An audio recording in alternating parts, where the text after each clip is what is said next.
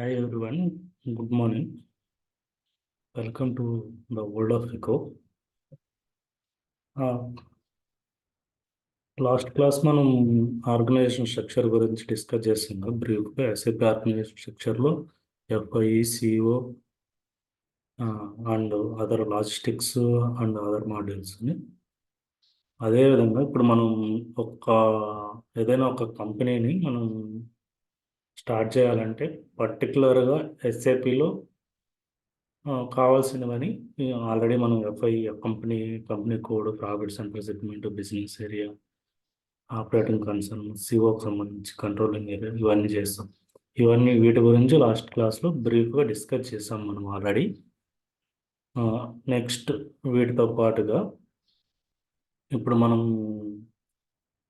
ఒక construction start చేయాలనుకోండి. Construction start చేయాలంటే first starting ఏం చేయాలి?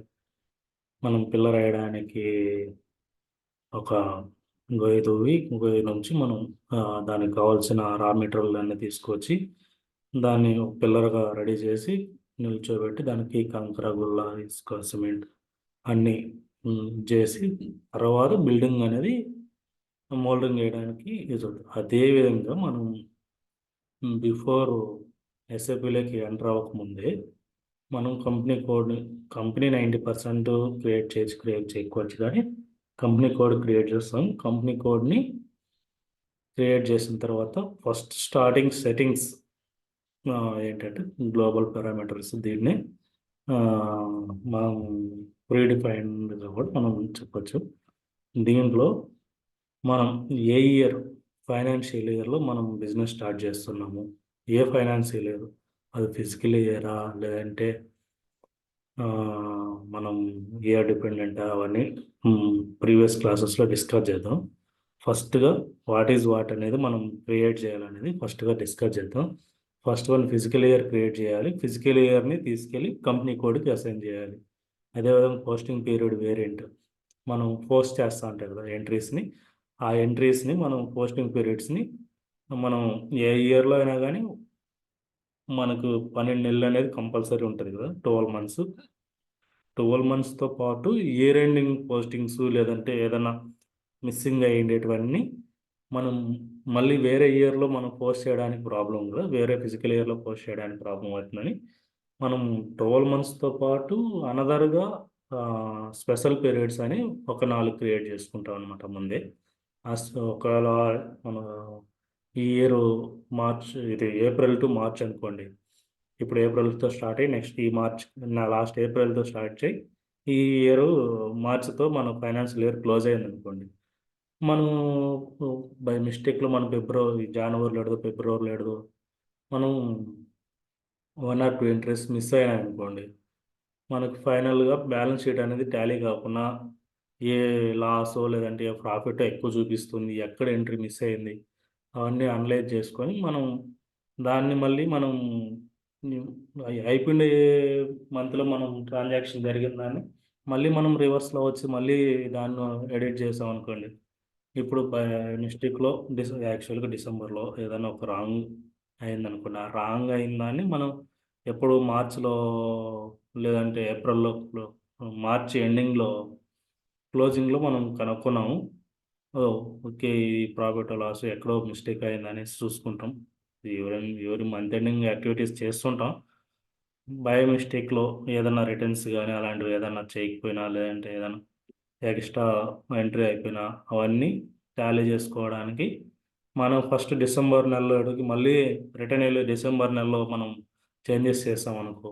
చేంజెస్ చేస్తే అప్పుడు డిసెంబర్ నెల నుంచి తర్వాత నెలలో ఎన్ని పోస్టింగ్స్ చేసాం అన్నీ ఖరాబ్ అవుతాయి, ఆ వేరియేషన్స్ వస్తాయి అనేసి. అలా కాకుండా మనం స్పెషల్గా 4 పీరియడ్స్ని క్రియేట్ చేసుకుంటాం. ఆ 4 పీరియడ్స్లో మనం అలా ఏదన్నా కరెక్షన్స్ ఉన్న వాటిని మన ఫైనాన్షియల్ ఇయర్ క్లోజ్ అయిపోయిన తర్వాత మనం ఆ పోస్టింగ్ని కరెక్షన్ చేయడానికి కోసం ఆ 4 స్పెషల్ పీరియడ్స్ని క్రియేట్ చేసుకుంటాం.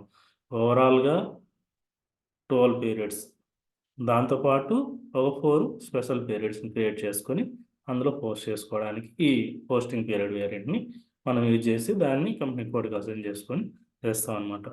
ఇప్పుడు బ్రీఫ్గా చెప్తున్నా, ప్రీవియస్ క్లాస్లో what is physical year, what is posting period variant అనేది ఫుల్ ఫ్రిడ్జ్గా మనం డిస్కస్ చేద్దాం.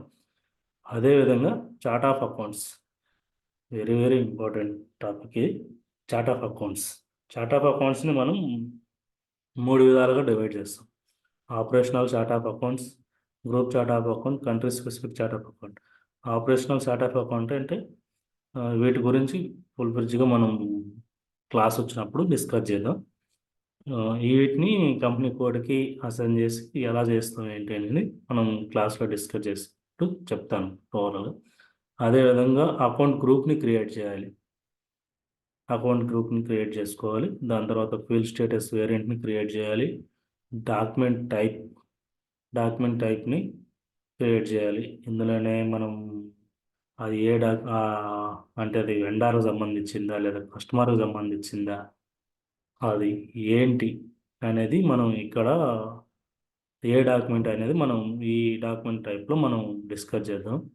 పోస్టింగ్ కీస్ మనం పోస్ట్ చేయడానికి యూజ్ చేసేవాడిని, మనం అది ఏంది అనేది మనం మెయిన్ టాపిక్ వచ్చినప్పుడు డిస్కస్ చేద్దాం. ఈ యొక్క చిన్న పార్ట్తో మనం ఇంట్రొడక్షన్ క్లాసు పూర్తవుతుంది. అందుకోసం ఒక చిన్న టాపిక్గా తీసుకొని డిస్కస్ చేయాలని చేస్తున్నా. This is the introduction classes. ఇప్పటికీ ఇంట్రొడక్షన్ క్లాసెస్ కంప్లీట్ అయ్యాయి. నెక్స్ట్ క్లాస్లో మనం ప్రాక్టికల్గా ఎలా కంపెనీ కోడ్ క్రియేట్ చేయాలి, కంపెనీ కోడ్ని దానితో పాటు గ్లోబల్ సెట్టింగ్స్ అంటే దీన్నే గ్లోబల్ సెట్టింగ్స్ అంటారు, గ్లోబల్ పారామీటర్స్ అంటారు. వాటిని ఎలా క్రియేట్ చేయాలి, వాటిని ఎట్లా కంపెనీ కోడ్కి అసైన్ చేయాలి, అవన్నీ నెక్స్ట్ క్లాస్లో డిస్కస్ చేద్దాం. Thank you friends. Welcome to the world of FICO. Please share and subscribe and like. Thank you once again.